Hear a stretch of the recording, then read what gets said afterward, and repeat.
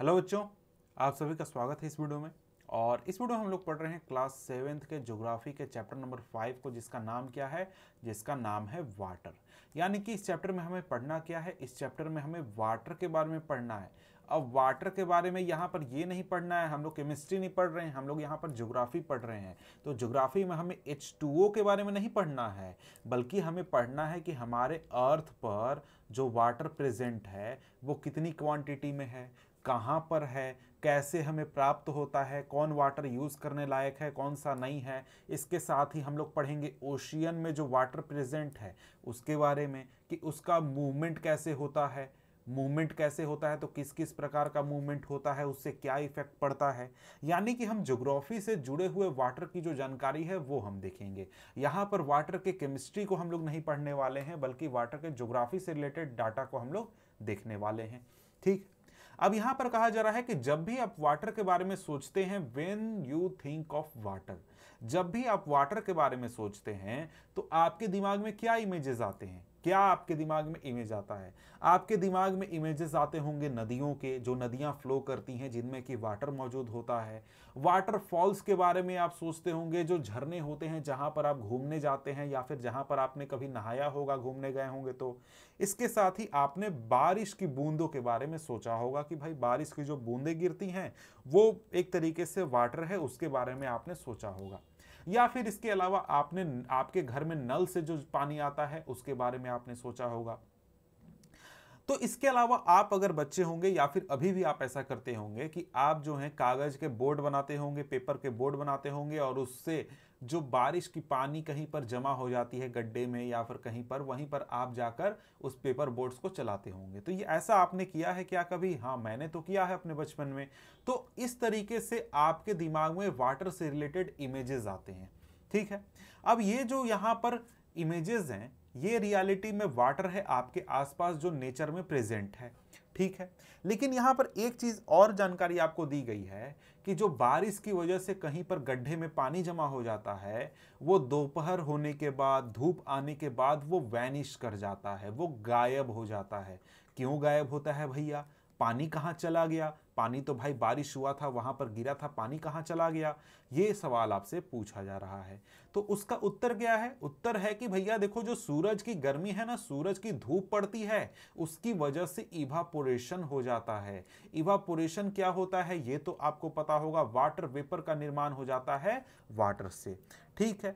और आगे चलकर जब ये वाटर वेपर आसमान में पहुंचता है, वहां पे जब ये ठंडा होता है, वहां पर ये कंडेंस हो जाता है और बादल बन जाता है। और इस तरीके से क्या होता है? बादल का निर्माण होता है। अब इसके बाद जब बादल है, वो जब नीचे पानी के रूप में नीचे जमीन पर गिरता है तो वो क्या कहलाता है? बारिश कहलाता है। अब ये पानी के रूप में भी गिर सकता है, स्नो के रूप में भी गिर सकता है, ओले के रूप में भी गिर सकता है, कई तरीकों से गिरता है। आप देखते होंगे कि जो जम्मू कश्मीर की तस्वीरें आप देखते होंगे न्यूज़ पर या फिर टीवी में, वहां पर देखते होंगे, वहां पर बारिश की बूंदें नहीं गिरती हैं, बल्कि बर्फ गिरता है। समझ गए? कई जगहों पर ओले गिरते हैं। तो वो क्या है? वो वाटर ही है, लेकिन वो डिफरेंट फॉर्म में पृथ्वी पर गिर रहा है। अब यहां पर आगे कहा जा रहा है एक इंपॉर्टेंट चीज जो कि इंपॉर्टेंट है, वो क्या है? Water cycle. कि भैया ये वाटर साइकिल क्या होता है? तो वाटर साइकिल का डेफिनेशन यहां पर दिया गया है। क्या डेफिनेशन दिया गया है? The process by which water continually changes its form and circulates between oceans, atmosphere, land is known as the water cycle. Water cycle क्या है? वाटर साइकिल एक तरीके का प्रोसेस है जिसमें जो वाटर है वो लगातार अपना शेप और प्लेस चेंज करते रहता है। कभी वो वाटर जाकर समुद्र में चला जाता है, कभी वो वहां से इवापोरेट होकर आकर एटमॉस्फेयर में वाटर वेपर के रूप में पहुंच जाता है, और कभी वो बारिश होकर जमीन पर आ जाता है। तो इस तरीके से जो वाटर है वो एक जगह से दूसरी जगह मूवमेंट करते रहता है। अब यहां पर इसके लिए तस्वीर दिया गया है, लेकिन मैं थोड़ा सा आगे बढ़ जाता हूं, ये समझ लेता हूं और आपको भी समझा देता हूं। उसके बाद हम लोग आगे इसको इमेज के जरिए समझने की कोशिश करेंगे। यहां पर कहा जा रहा है our earth is like a terrarium. अब ये क्या चीज है भैया? ये चीज क्या है इसको हम यहां पर देखेंगे, लेकिन आगे बढ़िए। आगे यहाँ पर कहा जा रहा है, छोड़िए पहले हम टेरारियम को समझ लेते हैं। यहाँ पर साइड में आपको समझाया गया है, इसको आप चाहें तो पढ़ना चाहे तो पढ़ सकते हैं, लेकिन मैं क्या करता हूँ, मैं आगे बढ़ता हूँ, आगे बढ़ के आपको टेरारियम दिखा देता हूँ। अब यहाँ पर ये जो तस्वीर आप देख रहे हैं ये एक टेरारियम है। अब ये होता क्या है, इस टेरारियम का मतलब ये है कि ये जैसे कि आप देख सकते हैं ग्लास का जार है और इस ग्लास के जार को ऊपर से सील कर दिया गया है। सील कर दिया गया है कहने का मतलब कि बाहर की चीज अंदर नहीं जा सकती है और अंदर की चीज बाहर नहीं जा सकती है। इससे क्या होगा, इससे ये होगा कि जो अंदर का वाटर वेपर है वो अंदर ही रहेगा और बाहर वाला बाहर ही रहेगा। अंदर का एयर अंदर ही रहेगा, बाहर वाला बाहर ही रहेगा, कोई मूवमेंट नहीं होगा। तो बोलेगा सर ये प्लांट्स तो मर जाएंगे, ऐसे प्लांट्स तो जिंदा ही नहीं रहने पाएंगे। जी नहीं, ऐसा नहीं होता है। आप जब ऐसा टेरेरियम बनाएंगे तो इसमें प्लांट्स बहुत अच्छी तरीके से जीवित रहेंगे, बहुत अच्छी तरीके से फलेंगे फूलेंगे। तो बोलेगा सर ऐसा होता कैसे है, ऐसा होता इसलिए है कि जब हम इस तरीके से टेरेरियम बनाते हैं तो इसमें कुछ हम पानी डाल देते हैं। जैसे हमने यहाँ मान लीजिए पानी डाल दिया। अब क्योंकि ये यहाँ पर सील है तो यहाँ पर इधर से मान लीजिए धूप की किरणें पड़ रही हैं तो वाटर जो होगा वो गर्म होगा वाटर, तो वाटर वेपर बनेगा। वाटर वेपर बनेगा तो ऊपर उठेगा, ऊपर इस तरीके से जाएगा। लेकिन ऊपर जाएगा कहाँ, ऊपर जाकर तो सील है, यहाँ पर सीलिंग किया हुआ है, तो वो वहीं पर जमा होकर के वापस जमीन पर ही गिर जाएगा, इसी के अंदर ही गिर जाएगा। इससे क्या होगा, इससे ये होगा कि सेम वाटर कई महीनों तक इस्तेमाल होगा और कई बार इस्तेमाल होगा और इसको बाहर से वाटर देने की जरूरत नहीं होगी। और इसी में ये जो हमने वाटर साइकिल देखा ना, ये इसी के अंदर वाटर साइकिल होते रहेगा। इसी के अंदर इवापोरेशन होगा, इसी के अंदर कंडेंसेशन होगा और इसी के अंदर वो वापस जमीन पर इसी के यहाँ पर आ भी जाएगा। तो इसी तरीके से हमारा अर्थ भी काम करता है। अर्थ कैसे ऐसा काम करता है, तो यहां पर अगर आप देखिए तो यहां पर एक मैप है। मैप में मान लीजिए कि यहां पर क्या हो रहा है, हवाएं चलती हैं, आपको पता है। मान लीजिए कि ये समुद्र है, जैसे इंडियन ओशियन है। यहां पर क्या है, समुद्र में वाटर है, किस फॉर्म में, लिक्विड फॉर्म में है। ओशियन में वाटर है। वो वाटर क्या हुआ, वो वाटर यहां से इवापोरेट हुआ, सन की वजह से, सन के हीट की वजह से इवापोरेट हुआ। यहां से वो उठा, यहां से उठकर क्या हो गया, वो क्लाउड बन गया। क्लाउड इस तरीके से बन गया। अब ये क्लाउड मूव करके आ गया कहां, इंडिया के ऊपर। इंडिया के ऊपर क्या हुआ, इंडिया के ऊपर बारिश हो गया। बारिश हो गया तो कहां क्या हो गया, इंडिया का जो लैंड मास है, जो जमीनी इलाका है, यहां पर क्या हो गया, हमारा वाटर वेपर, वाटर मौजूद हो गया। अब ये वाटर जो है नदियों से फ्लो करके फिर से समुद्र में पहुंच गया। फिर समुद्र में पहुंचा तो फिर से क्या हुआ, यहां पर इवापोरेशन हुआ और फिर वाटर वेपर बना, फिर क्लाउड बना। क्लाउड फिर से यहां आया और फिर से यहां पर आकर फिर से बारिश करवाया। फिर से बारिश हुआ तो क्या हुआ, नदियों में फिर पानी आया, नदियों से वाटर बहकर फिर से कहां चला गया, फिर से समुद्र में चला गया। इसी तरीके से क्या है, इसी तरीके से वाटर साइकिल चलते रहता है। और यहां पर कहा जा रहा है कि पूरा जो हमारा अर्थ देख रहे हैं ना, ये पूरा अर्थ हमारा टेरेरियम के जैसा काम करता है। यानी कि हमारे अर्थ का वाटर इवापोरेट होता है और वो वापस कहीं ना कहीं जमीन पर गिर जाता है, हमारे अर्थ के ऊपर ही। हमारे अर्थ से वो बाहर निकलकर एटमॉस्फेयर में नहीं जाता है, बल्कि हमारे अर्थ पर ही वाटर एक जगह से दूसरे जगह, एक फॉर्म से दूसरे फॉर्म घूमते रहता है। जैसे हो सकता है यहां से इवापोरेशन हुआ, वाटर यहां पहुंच गया, यहां से फिर नदियों से यहां पहुंच गया, फिर यहां से इवापोरेशन हुआ, यहां पहुंच गया, यहां से फिर नदियों से यहां पहुंचा, फिर इवापोरेशन हुआ, बादल यहां पर आ गया, यहां पर पानी गिरा, फिर वो यहां पर आ गया। इस तरीके से क्या हो रहा है, वाटर अपना शेप और अपना प्लेस चेंज कर रहा है, लेकिन वो अर्थ पर ही मौजूद है। ठीक है, अब यहां पर हम लोग अगर आगे बढ़ें तो यहां पर इसी चीज को समझाया गया है कि the same water that existed centuries ago still exist today. मतलब आज के सैकड़ों हजारों साल पहले जो वाटर हमारे अर्थ पर था, वही वाटर आज भी हम इस्तेमाल कर रहे हैं। जो आज आप मान लीजिए हरियाणा में कोई जमीन को खेती में इस्तेमाल कर रहे हैं, सिंचाई करने के लिए, आप वाटर देने के लिए प्लांट को, हो सकता है आज के 100 साल पहले वो वाटर अमेज़न रिवर में फ्लो कर रहा हो, वहां से समुद्र में पहुंचा, समुद्र से इवापोरेशन हुआ, कहीं और पहुंचा, जैसा कि अभी प्रोसेस मैंने आपको समझाया। आगे अब बात की जा रही है major source of fresh water की। अब फ्रेश वाटर क्या होता है, फ्रेश वाटर कहने का मतलब ये है कि भाई देखो हमारे आसपास जो वाटर मौजूद है, हर वाटर को तो इस्तेमाल हम करते नहीं है पीने के लिए। फ्रेश वाटर कहने का मतलब कि भाई जो वाटर हम लोग इस्तेमाल कर सकते हैं, यानी मतलब मैं और आप खाने पीने और भी चीज़ों के लिए इस्तेमाल कर सकते हैं, उसकी बात यहाँ पर की जा रही है। वाटर का मतलब एक हो गया फ्रेश जो कि हम इस्तेमाल कर सकते हैं, और एक हो गया आपका खारा सॉल्टी वाटर कह सकते हैं या फिर ओशियानिक वाटर कह सकते हैं, मतलब जो समुद्र में प्रेजेंट होता है, यानी कि वहां पर क्या हो गया, सॉल्टी वाटर हो गया। उसको आप लोग डायरेक्टली यूज नहीं कर सकते हैं क्योंकि उसमें सॉल्ट होता है, बहुत सारे दूसरी चीजें भी मिली हुई होती हैं, ठीक है। अब यहां पर कहा जा रहा है the major source of fresh water, यानी कि हम लोग के यूज करने लायक जो वाटर प्रेजेंट है वो कहां से हमें मिलता है, रिवर्स में मिलता है, पॉन्ड्स में मिलता है, स्प्रिंग्स में मिलता है और ग्लेशियर्स में मिलता है। मतलब कहां पे, नदियों में, तालाब में, जो झरने होते हैं, ग्लेशियर होते हैं, वहां पर। और the ocean bodies and the seas contain salty water, मतलब जो आपको समुद्र है उसमें सॉल्टी वाटर प्रेजेंट होता है। और आगे कहा जा रहा है the water of the oceans is salty और saline as it contains large, large क्या लार्ज भैया, large amount of dissolved salts. मतलब जो हमारा ओशियन का वाटर होता है उसको हम यूज नहीं कर सकते हैं क्योंकि ये क्या होता है, सॉल्टी होता है। क्यों, क्योंकि ये सॉल्ट कंटेन करता है काफी बड़ी मात्रा में। और अगर हम देखें तो ज्यादातर जो सॉल्ट है वो क्या होता है, आपका सोडियम क्लोराइड के रूप में होता है, जिसको कि आप अपने खाने में डालते हैं या फिर आप खीरे वगैरह खाते हैं तो उसके साथ खाते हैं, ठीक है। अब यहाँ पर और भी जानकारी आपको कुछ दी गई है, जैसे कि टेरेरियम के बारे में बताया गया है, आप चाहें तो इसके बारे में यहाँ पर पढ़ सकते हैं। यहाँ पर डिफिनेशन दिया गया है कि आखिर ये होता क्या है। It is an artificial enclosure for keeping small house plants, उसका इमेज भी मैंने आपको दिखा दिया है। वाटर साइकिल को जरा सा हम देख लेते हैं, वाटर साइकिल क्योंकि देखना जरूरी है।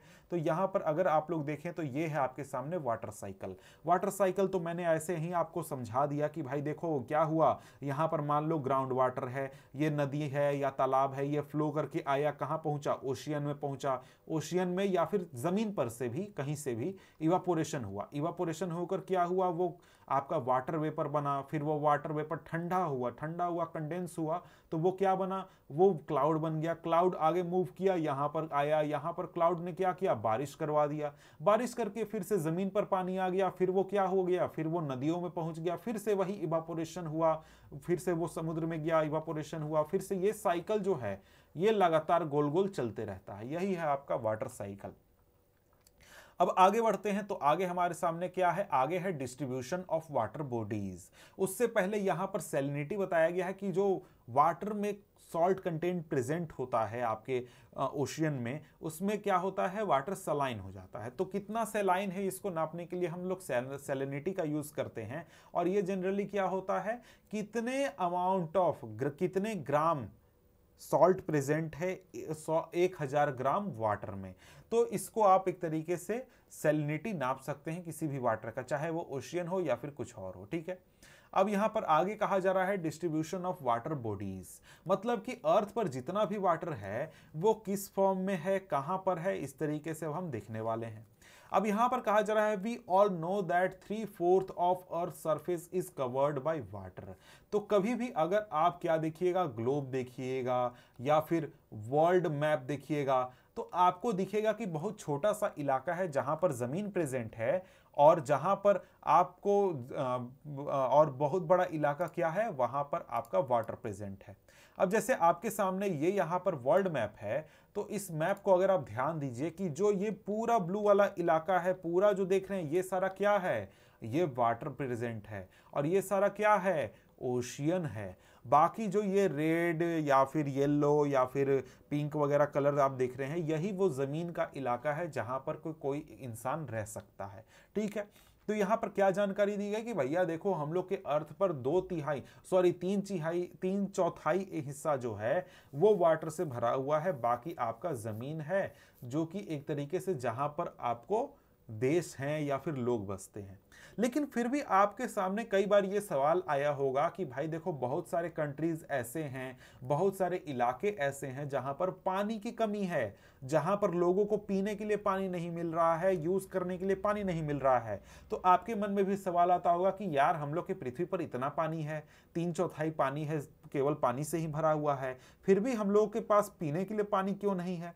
उसका कारण क्या है? उसका कारण है कि जब आप इस वाटर को देखिएगा कि वाटर कहाँ प्रेजेंट है, तो आपको पता चलेगा कि हमारे अर्थ पर जितना भी वाटर है उसमें से 97.3% वाटर जो है वो ओशियंस में है। ओशियंस कहने का मतलब क्या हुआ? सैलाइन वाटर, मतलब कि आप इसको इस्तेमाल नहीं कर सकते हैं, आपके यूज करने के लायक नहीं है। अगर आप इस पानी को पी लीजिएगा आपका तबीयत तुरंत खराब हो जाएगा, और यहां तक कि अगर आप ज्यादा इसको कंज्यूम करते हैं तो डेथ भी आपका हो सकता है। समझ गए? तो हमारे पास बचता है बाकी का कितना? 2.7%। वो हमारे पास अवेलेबल है जिसको कि हम इस्तेमाल कर सकते हैं। अब इसमें भी प्रॉब्लम क्या है? इसमें भी प्रॉब्लम है कि हमारा जो बचा हुआ 2.7% है ना, उसमें से 2% हमारे पास ग्लेशियर्स के रूप में है। ग्लेशियर्स कहने का मतलब कि जो हिमालय को आप देखते हैं, या फिर जो अंटार्कटिका देखते हैं, या फिर इसी तरीके से और भी जो हमारे आसपास ग्लेशियर्स हैं जो बर्फ के रूप में हैं, वहां पर 2%, मतलब आपके पास 99.3% वाटर जो है ना उसको आप डायरेक्टली यूज कर ही नहीं सकते हैं। तो इसके बाद बारी आती है बाकी के जो वाटर सोर्सेज हैं, उसमें आ जाता है आपका ग्राउंड वाटर। ग्राउंड वाटर है कितना? 0.68%, मतलब कि 1% से भी कम, जो कि आप पानी जमीन के नीचे बोर करके, कुएं लगाकर और भी तरीके से पानी निकालते हैं। इसके बाद बारी आती है फ्रेश वाटर लेक की, यानी ऐसे झील या तालाब जहां पर फ्रेश वाटर प्रेजेंट है, साफ पानी प्रेजेंट है। वो कितना पानी है? 0.009% पूरे अर्थ पर जितना वाटर है उसका। इसके अलावा इनलैंड सीज या फिर सॉल्ट लेक, यानी कि ये एक तरीके से कहिए तो सॉल्ट लेक ही है, लेकिन इसको आप प्रोसेस करके, सफाई करके इस्तेमाल कर सकते हैं। ये भी आपका कितना है? 0.09%। इसके बाद एटमॉस्फेयर में आपका 0.0019 आपका परसेंट क्या है? वाटर वेपर के रूप में प्रेजेंट है। इसके बाद नदियों में कितना पानी है? देखिए 0.0001% पूरे अर्थ पर वाटर का। तो आपको लगता होगा कि नदियों में बहुत पानी है, नदियां बहुत सारी हैं, हम लोग का कमी पूरा हो जाएगा, लेकिन आप देखिए कि हमारे अर्थ पर जितना वाटर है उसमें से कितना प्रतिशत हमारे नदियों में प्रेजेंट है। ठीक है, और इसी वजह से हमारा जो अर्थ है वहां पर लोगों को पानी की कमी हो जाती है, क्योंकि लोगों को पानी नहीं चाहिए, लोगों को साफ पानी चाहिए। मतलब क्या चाहिए? फ्रेश वाटर चाहिए। सलाइन वाटर यूज में नहीं लाया जा सकता है, सिर्फ और सिर्फ फ्रेश वाटर लाया जा सकता है, इसीलिए कमी हो जाती है। अब यहां पर अगर आप देखें तो यहां पर आपको एक जानकारी दी गई है कि देखिए इजराइल में एक जगह है जिसको कहते हैं डेड सी। वहां का जो सैलिनिटी है वो कितना है? 340 ग्राम पर लीटर ऑफ वाटर। और यहां पर की कहानी ये है कि भाई अगर आप वहां पर जाके समुद्र में या फिर उस सी में अगर कूद भी जाए ना, तो वहां पर आप कभी डूबिएगा नहीं, बिल्कुल नहीं डूबिएगा, आपका बॉडी एकदम पानी के ऊपर तैरते रहेगा। ठीक है, तो यहां पर अगर हम देखें तो यहां पर एक एक्टिविटी है जिसके जरिए आपको समझाने की कोशिश की जा रही है कि भाई देखो हमारे पास साफ पानी कितना कम है। इसको आप जरूर से घर में ट्राई कीजिए ताकि आपको चीजें समझ में आसानी से आ जाए। ठीक है, आगे क्या कहा जा रहा है? आगे कहा जा रहा है water is absolutely essential for survival. Water alone can quench our thirst when we are thirsty. Now don't you think we are wasting a precious resource when we use water carelessly. भाई कहा जा रहा है कि देखो पानी जो है बहुत ही इंपॉर्टेंट है हमारे सर्वाइवल के लिए, और पानी की वजह से ही हमारी जो प्यास है या फिर जो हमारा सर्वाइवल है वो पॉसिबल है। तो जब हम वाटर को वेस्ट करते हैं तब ये हमें समझना चाहिए कि हम कितना प्रीशियस रिसोर्स को वेस्ट कर रहे हैं, जो कि हमारे लिए काफ़ी इंपॉर्टेंट है। अब यहाँ पर ये जो आपका कोलाज दिया गया है इसमें आप देख सकते हैं कि कई सारे न्यूज़ आर्टिकल्स हैं जहाँ पर बताया जा रहा है कि पानी की कमी हो रही है, या फिर पानी जो है उनको बचाने की ज़रूरत है, कई सारी नदियाँ खराब हो रही हैं या फिर ख़त्म हो रही हैं तो उसको बचाने की ज़रूरत है। ठीक है, अब एक तरीके से हम लोग का वाटर के बारे में जो नॉलेज था वो पूरा हो गया, मतलब कि वाटर अर्थ पर कितना है, कहाँ है, ये सारी चीजें हमने जान ली। अब हम क्या करने वाले हैं, वाटर मूवमेंट के बारे में पढ़ने वाले हैं। मतलब क्या, मतलब कि जो हमारे अर्थ पर वाटर प्रेजेंट है वो किस तरीके से मूव करता है उसके बारे में पढ़ने वाले हैं। मूव करता है इसका मतलब क्या, तो देखिए आप जब ओशियन को देखते हैं, ओशियन को आप देखते हैं तो आपको उसमें पता चलता है कि वाटर जो वहां पर प्रेजेंट है ओशियन में वो स्टिल नहीं है, मतलब वो शांति से नहीं बैठा हुआ है, बल्कि जो वाटर है वो क्या करता है, मूव करते रहता है। मूव करते रहता है कहने का मतलब कि एक जगह से दूसरी जगह या फिर किसी और तरीके का मूवमेंट करता है। कैसे करता है ये जरा सा देखते हैं हम। अब यहां पर कहा जा रहा है, टॉपिक क्या है, ocean circulation. There is something magical about walking bare foot on seashore. जब आप समुद्र के किनारे होते हैं तो वहां पर जब आप चलते हैं तो आपको बहुत अच्छा एहसास होता है। अगर आप कभी नहीं गए हैं तो जाकर देखिएगा, बहुत ही अच्छा फील होता है। क्यों फील होता है, क्योंकि वहां पर जो आपका बालू होता है, सैंड होता है, वो वेट होता है, भीगा हुआ होता है, ठंडी हवाएं बह रही होती हैं, सी बर्ड्स होते हैं वो आवाज़ कर रहे होते हैं, सॉल्ट का स्मेल होता है एयर में, और जो वेव्स होती हैं उनकी आवाज़ भी बहुत अच्छी सुनने में लगती है। ये यहाँ पर जो पूरा सीनरी क्रिएट होता है ये बहुत ही एक मनोहरक होता है, मतलब मन आपका खुश हो जाएगा, दिल खुश हो जाएगा। तो इसको जब आप कंपेयर करते हैं पॉन्ड्स से या लेक से, तो उसके कंपैरिजन में जो ओशियन वाटर है वो शांत नहीं होता है, वो हमेशा मूव करते रहता है। उसका एक एग्जाम्पल तो आप खुद से ही देख सकते हैं कि जब आप समुद्र के किनारे होंगे तो टाइड्स आते रहते हैं, वहां पर लगातार टाइड्स आते रहते हैं, ठीक है। अब यहां पर देखिए टाइड हम कह रहे हैं, वेव आते रहते हैं, ठीक है। टाइड दूसरा चीज है। मतलब क्या है, मतलब ओशियन का पानी कभी भी शांत नहीं रहता है। आप सोचते होंगे कि ओशियन में पानी रखा हुआ तो वो बिल्कुल शांति से होगा, नहीं, वो हमेशा मूवमेंट करते रहता है। अब ओशियन के वाटर का जो मूवमेंट होता है वो 3 प्रकार का होता है। पहला होता है वेव, दूसरा होता है टाइड, और तीसरा होता है करंट। तो सबसे पहले हम लोग क्या करते हैं, सबसे पहले हम लोग वेव्स के बारे में पढ़ते हैं कि भैया ये वेव्स क्या होता है, ठीक है। तो अगर हम वेव्स की बात करें तो वेव आपको पता होगा कि जैसा मैंने ऊपर बात किया कि जो समुद्र के किनारे जो लहरें आती हैं उसी को वेव कहा जाता है। जैसा कि आप यहाँ इस तस्वीर में देख सकते हैं कि भाई देखो समुद्र के किनारे क्या आ रही हैं, लहरें आ रही हैं, इसी को वेव कहते हैं।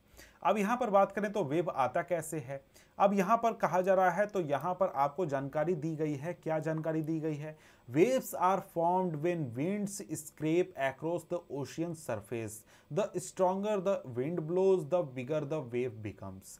मतलब कि यहाँ पर कहा जा रहा है कि जो नॉर्मली आप वेव देखते हैं वो वेव आता कैसे है, वो आता है जब जो सरफेस है समुद्र का, सरफेस के ऊपर क्या होता है, विंड का दबाव पड़ता है, तो उसकी वजह से क्या होता है, वेव जनरेट होता है, और वो समुद्र के किनारे आपको देखने को मिलता है। तो इससे रिलेटेड हम कुछ वीडियो भी देखेंगे, लेकिन यहाँ पर इसको हम थोड़ा सा पहले पढ़ लेते हैं।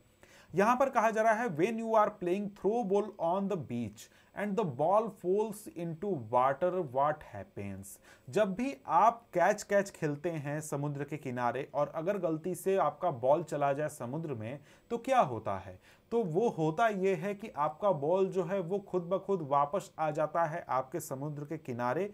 क्यों, क्योंकि वहां पर जो वेव्स हैं वो उसको धक्का देकर कहां पहुंचा देती हैं, आपके किनारे पर पहुंचा देती हैं। और यहां पर अगर हम करें तो यहां पर वेव्स का मतलब क्या हुआ, वेव्स का मतलब हुआ कि when the water on the surface of ocean rises and falls alternately they are called waves, ठीक है। अब यहां पर आगे कहा जा रहा है, क्या आगे कुछ और जानकारी है, लेकिन हम लोग सबसे पहले देख लेते हैं कि कैसे हम लोग का जो वेव है ये होता है। तो यहाँ पर एक एक्सपेरिमेंट है, यहाँ पर आप चाहें तो इस वीडियो का लिंक मैं नीचे डिस्क्रिप्शन में दे दूंगा, वहां से आप इसको अच्छी तरीके से इस वीडियो को देखिएगा कि यहाँ पर क्या हो रहा है। यहाँ पर एक तरीके से एक व्यक्ति है जिसने क्या किया है, वाटर को यहाँ पर जमा करके रखा हुआ है, वाटर रखा हुआ है, और वाटर में वो क्या करेगा, वाटर में देखिए वो फूंक रहा है, और फूंकने से क्या हो रहा है, आपका वेव्स जनरेट हो रहे हैं, वेव जनरेट हो रहा है भाई। तो वेव जनरेट हो रहा है तो क्या होगा, वेव आपका आएगा, वेव से क्या होगा, वेव से आपका एक तरीके से यहां पर क्या हो रहा है, यहां पर आपका वेव जनरेट हो रहा है, इस तरीके से आप देख सकते हैं। अभी ये क्या करेगा, अभी ये थोड़ा सा स्पीड और बढ़ाएगा, स्पीड और बढ़ाएगा तो क्या होगा, वेव और बड़ा होगा, तो यहाँ पर हम लोग क्या करते हैं, आगे बढ़ जाते हैं। आगे देखिए इसने क्या किया, फैन लगा दिया। फैन लगा करके इसने क्या किया, और भी स्पीड बढ़ा दिया, तो और भी बड़ा वेव क्रिएट होगा। देखिए देखिए अब और बड़ा वेव क्रिएट हो रहा है, ठीक है। अब यहाँ पर देखिए अब वेव कितना बड़ा क्रिएट हो रहा है। इसी तरीके से आगे चलकर अगर ये बड़ा ब्लोअर मशीन अगर लगा देता है तो क्या होता है, और भी कितना बड़ा वेव क्रिएट होगा। देखिए अब और भी हेवी वेव क्रिएट हो रहा है, देखिए कितना बड़ा। और इसी तरीके से जितनी तेज हवाएं चलेंगी उतना हेवी क्या होगा, आपका वेव क्रिएट होगा। अब यहाँ पर अगर हम देखें तो आगे यहाँ पर भी दिखाया गया कि देखिए इस तरीके से हवाएं चलती हैं तो क्या होता है, आपका वाटर को इस तरीके से वेव जनरेट करवाती है ये, और वेव आपका बनता है। और यही वेव आपको समुद्र के किनारे फील होता है। देखिए ये वेव देख रहे हैं, यहाँ पर तो उतना बड़ा नहीं दिख रहा है, लेकिन जैसे जैसे ये समुद्र के किनारे पहुंचेगा वैसे वैसे ये उतना बड़ा हो जाएगा, ठीक है। तो यहाँ पर अगर हम देखें तो आगे यहाँ पर और भी चीजें हमें पढ़नी है, उसको अब हम जरा सा देखते हैं। तो यहां पर क्या है, यहां पर आगे कहा जा रहा है कि ड्यूरिंग अ स्टॉर्म, जब स्टॉर्म आता है तब क्या होता है, विंड्स जो होते हैं वो बहुत हाई स्पीड पर फ्लो करते हैं। उसकी वजह से क्या होता है, ह्यूज वेव्स क्रिएट होते हैं। मान लीजिए कि पहले 10 फीट का वेव क्रिएट हो रहा था, तो अब क्योंकि स्टॉर्म है तो अब 50 फीट का वेव क्रिएट होगा। इस तरीके से होता है जब हमारा क्या होता है, स्टॉर्म आता है। These में कॉज ट्रिमेंडस डिस्ट्रक्शन। अब मान लीजिए कि बहुत बड़े बड़े वेव्स आएंगे तो वो समुद्र के किनारे ज्यादा अंदर तक आएंगे, मतलब जैसे आप समुद्र के बिल्कुल किनारे पर होते हैं तो हल्का सा आता है, लेकिन मान लीजिए बहुत बड़ा 50 फीट का वेव आ रहा है तो वैसे बहुत अंदर तक आएगा।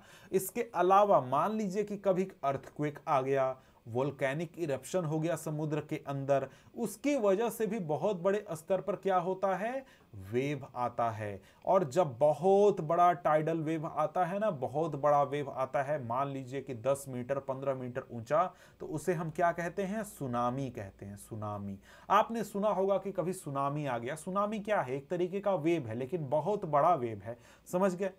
अब यहां पर देखिए सुनामी जनरली आपका 15 मीटर ऊंचा होता है, लेकिन जो सबसे बड़ा सुनामी आज तक रिकॉर्ड किया गया है वो कितना है, 150 मीटर ऊंचा, 150 मीटर। अब ये जो वेव होते हैं ये आपके शुरुआत में आपके होते हैं 700 किलोमीटर प्रति घंटे के।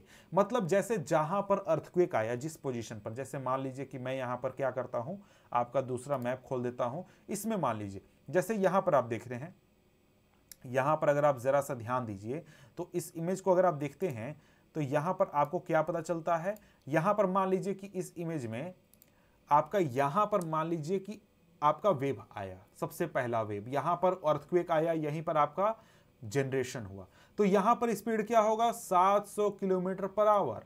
लेकिन इससे 100 किलोमीटर जाने के बाद यहां पर जब वेव पहुंचेगा तो इसका स्पीड कम हो जाएगा, करीब 400 किलोमीटर प्रति घंटा हो जाएगा।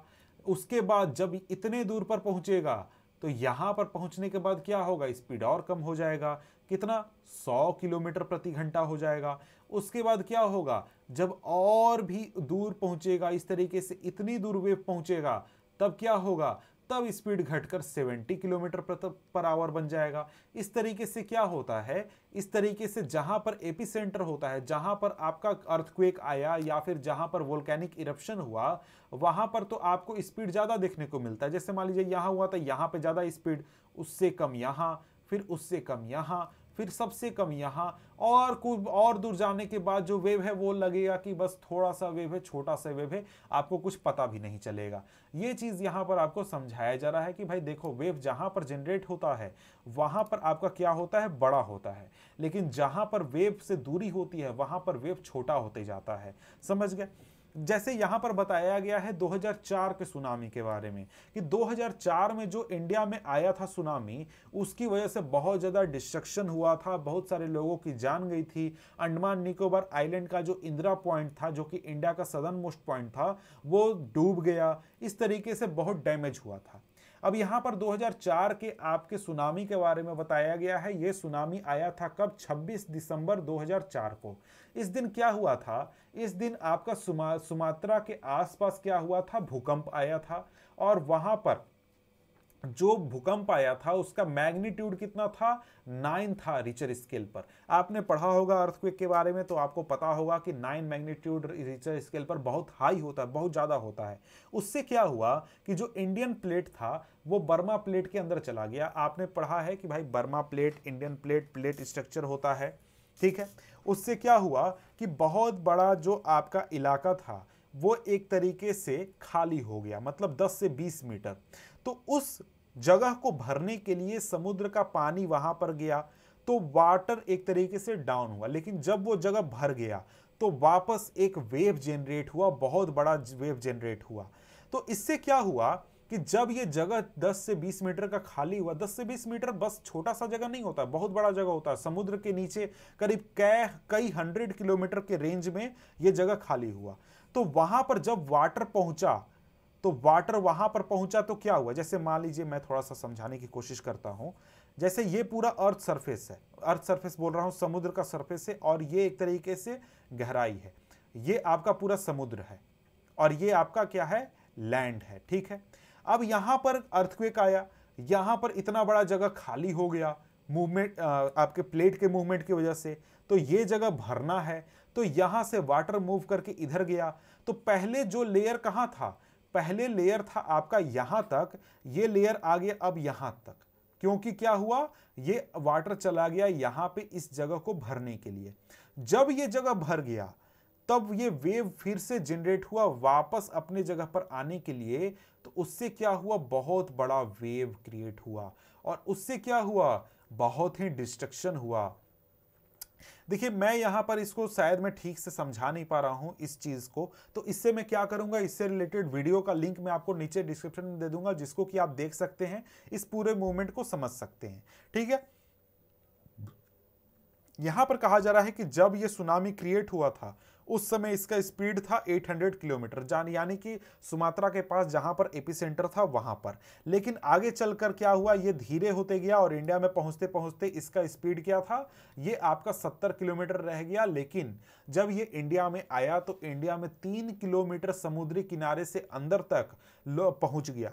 अब यहां पर मजेदार बात यह है, मजेदार नहीं है, दुखद बात है, सॉरी, दुखद बात यह है कि यहां पर लोगों की, जो यहां पर लोग थे वो जब ओशियन वाटर नीचे चला गया, जैसे मैं आपको अगर दिखाता हूं, दिखा ही देता हूं, दिखाने में क्या रखा है यहां पर, अगर मैं आपको दिखाता हूं, अब यहां पर जैसे कि आप देख सकते हैं इस इमेज में यहां पर देख रहे हैं कि पहले समुद्री किनारा यहां तक था। समुद्री किनारा कहां था, समुद्री किनारा यहां तक था। तो उस जगह को भरने के लिए, जो कि आपका 10-20 मीटर इधर क्रिएट हुआ था, उस जगह को भरने के लिए समुद्री किनारा यहां से वाटर चला गया कहां पर, यहां पर। अब इस चीज को देखने के लिए हजारों की संख्या में लोग आ गए कि यार ये हो क्या रहा है, वाटर, समुद्र का पानी ये कैसे कम हो गया, ये कैसे हो गया। तो उस चीज की वजह से बहुत बड़ी संख्या में लोग जो थे वो यहां पर आ गए, इन जगहों पर आ गए और देखने लगे। लेकिन अचानक से क्या हुआ कि वाटर वेव वापस इस तरफ आई और आते आते बहुत दूर तक, करीब 3 किलोमीटर अंदर तक आ गई। तो बहुत सारे लोग जो इस किनारे पर खड़े होकर देख रहे थे कि ये हो क्या रहा है, प्रकृति का चमत्कार है क्या है, उन लोगों की बहुत बड़ी संख्या में जान चली गई थी, समझ गए। तो इस तरीके से हुआ था क्या, आपका पूरा घटनाक्रम, ठीक है। अब आगे बढ़ें तो आगे यहां पर हम लोग क्या बात करने वाले हैं, आगे यहां पर बात कर रहे हैं क्या, इसके आगे क्या है, आप चाहें तो और भी पढ़ सकते हैं सुनामी के बारे में। अब यहां पर बात की गई है टाइड्स के बारे में। अब ये टाइड्स क्या होता है भैया, टाइड्स भी एक तरीके का क्या है, मूवमेंट है, किस चीज का, हमारे ओशियन के वाटर का। अब यहां पर टाइड की बात करें तो टाइड एक तरीके से रिदमिक राइज एंड फॉल होता है ओशियन वाटर का twice in a day, is called a tide. Tide का डेफिनेशन पूछे, यहां से यहां लिख देना है, क्या है, the rhythmic rise and fall of ocean water twice in a day is called a Tide.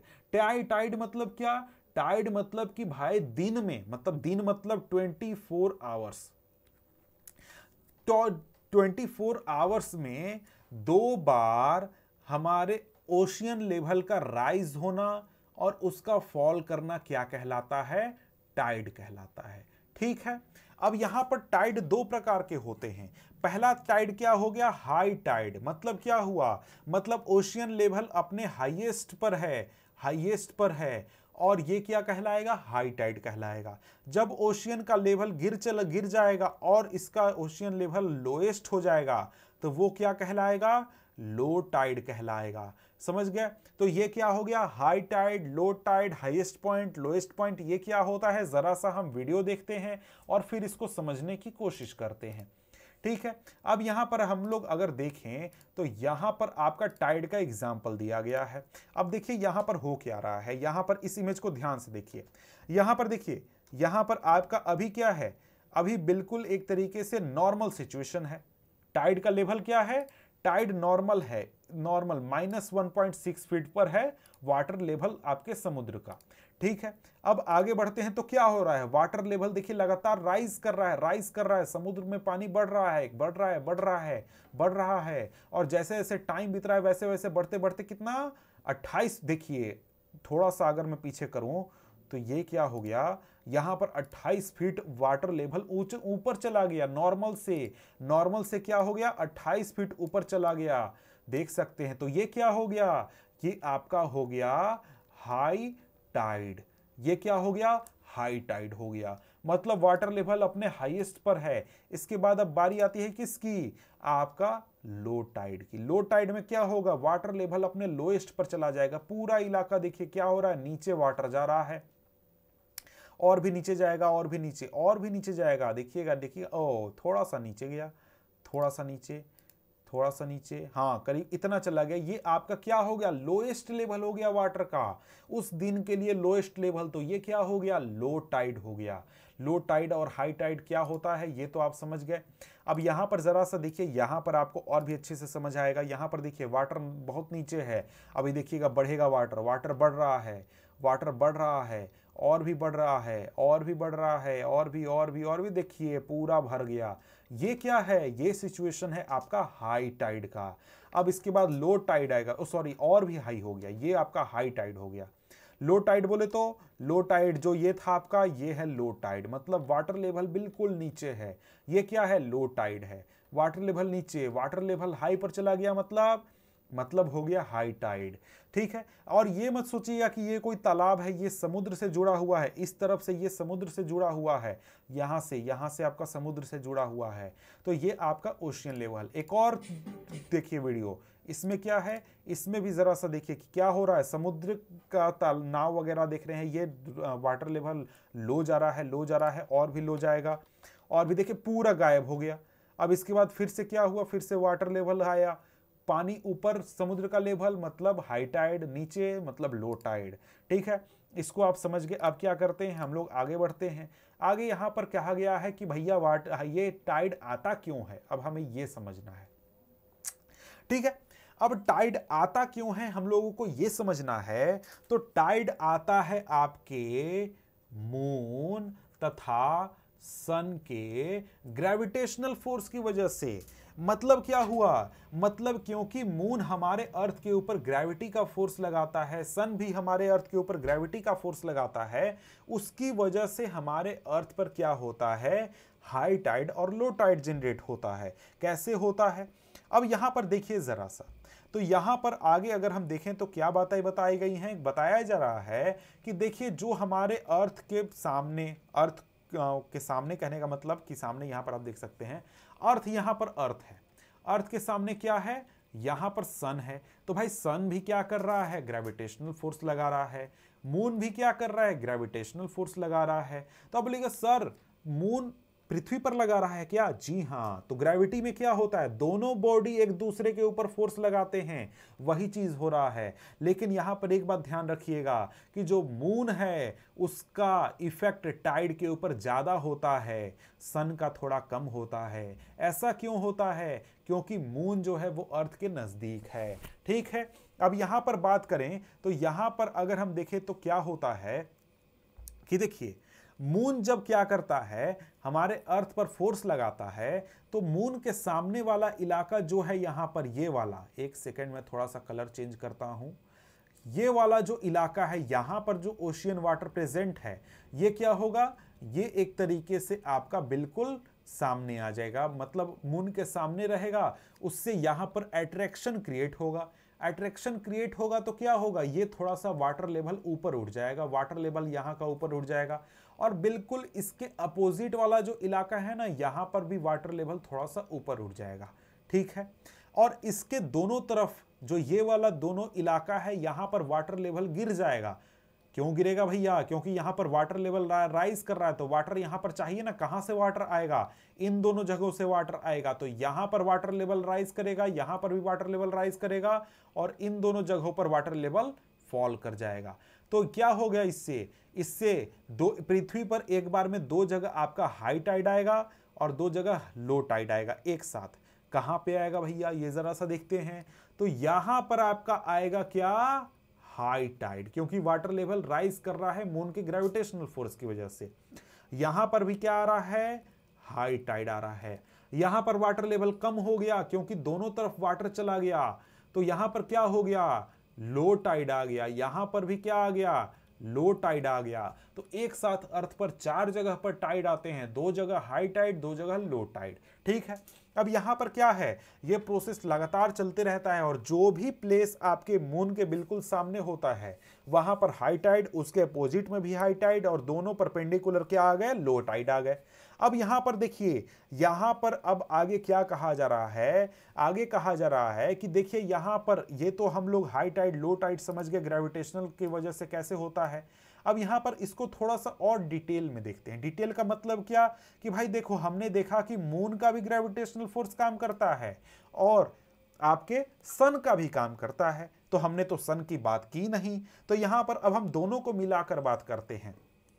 यहां पर कहा जा रहा है आगे कहा जा रहा है during the full moon, new moon, मतलब कि फुल मून का दिन और न्यू मून के दिन क्या होता है, जो सन होता है, मून होता है, अर्थ होता है, वो सेम लाइन में होते हैं, और इस दिन टाइड जो होते हैं वो हाईएस्ट आते हैं।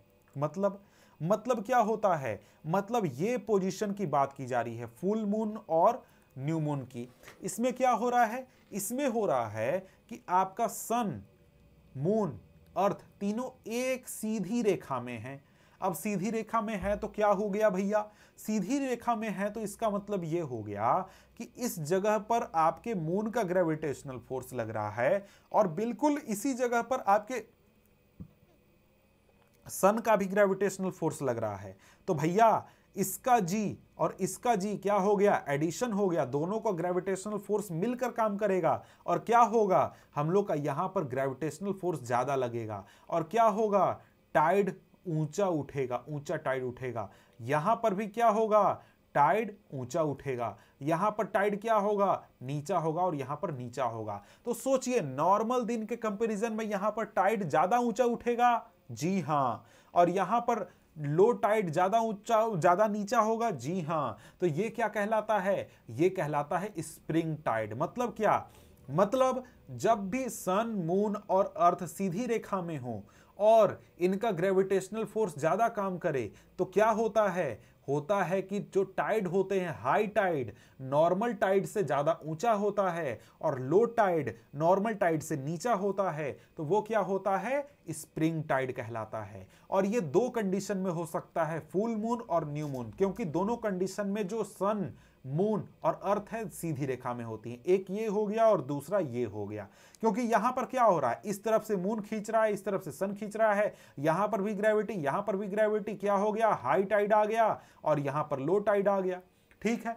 अब यहां पर क्या होता है, यहां पर दूसरा कंडीशन क्या है, दूसरा कंडीशन है कि भाई देखो जब क्या होता है कि जो हमारा मून होता है क्वार्टर में होता है, मतलब कि भाई देखो, मतलब कि करीब एक क्वार्टर के बाद, आपका करीब कुछ दिनों के बाद, जब मून का पोजीशन ये रहे और सन का पोजीशन ये रहे, मतलब अर्थ के बिल्कुल परपेंडिकुलर दोनों हैं, इस कंडीशन में परपेंडिकुलर हैं, इस दिन क्या होगा कि भाई देखो मून यहां पर भी लगा रहा है फोर्स, सन यहां पर लगा रहा है, तो दोनों जगह क्या हो रहा है, ग्रेविटेशनल फोर्स लग रहा है। उससे क्या होगा, दोनों को ग्रेविटेशनल फोर्स एक तरीके से कैंसिल हो जाएगा, कैंसिल नहीं होगा लेकिन हाँ इफेक्ट दोनों का कम हो जाएगा।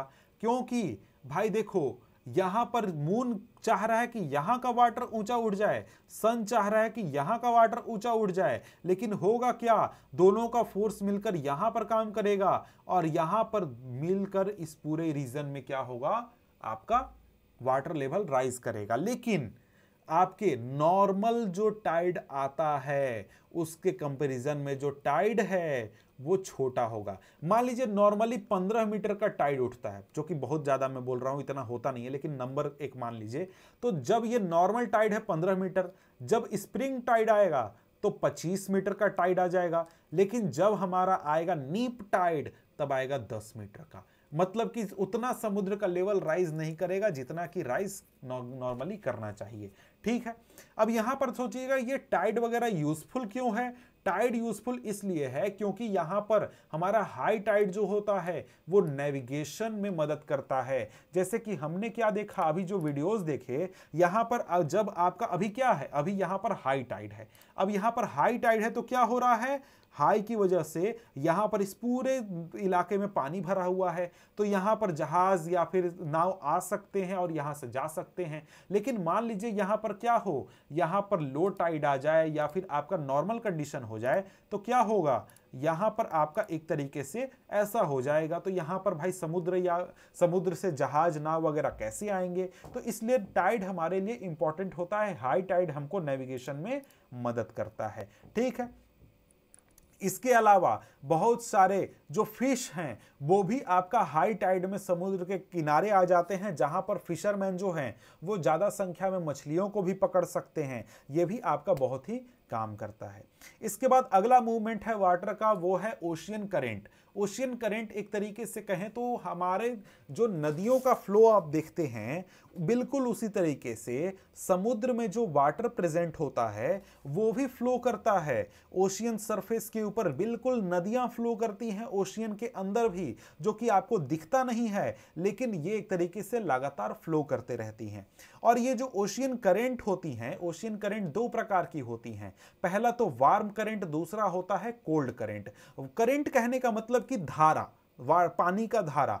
तो यहां पर धाराएं दो प्रकार की होंगी। पहला क्या होगा, गर्म धारा, और दूसरी क्या होगी, ठंडी धारा। मतलब कि ठंडा पानी बहेगा और गर्म पानी बहेगा आपका क्या, आपके समुद्र के अंदर।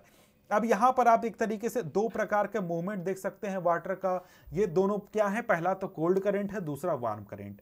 जो आप ब्लू कलर के लाइंस देख रहे हैं वो आपका क्या है, वो आपका ओशियन करंट है, जो कि कोल्ड ओशियन करंट है, ठंडा पानी बहता है उस करंट के रूप में। और ब्लू वाला देख रहे हैं, सॉरी रेड वाला देख रहे हैं, वो क्या है, हॉट ओशियन का वार्म ओशियन करंट। यहां पर क्या होगा, गर्म पानी बहेगा, गर्म पानी की धाराएं बहेंगी। ठीक है, अब यहां पर अलग अलग इलाके में अलग अलग तरीके के ओशियन करंट बहते हैं। जैसे यहां पर एग्जांपल दिया गया है कि आपका जो गर्म इलाके होते हैं, जो जमीन के जहां पर गर्मी होती है वहां से वार्म करंट बहता है। जो ठंडा इलाका होता है वहां पर आपका एक तरीके से ठंडा पानी बहता है। जैसे कि अगर कहा जाए तो जापान के आसपास, eastern coast of North America एक तरीके से एग्जांपल है, जहां पर क्या होता है, आपके वार्म और ओशियन कोल्ड करंट मिलते हैं। अब यहाँ पर कहाँ है वार्म करंट, जैसे इंडियन ओशियन में आप देख रहे हैं तो सारा वार्म करंट है।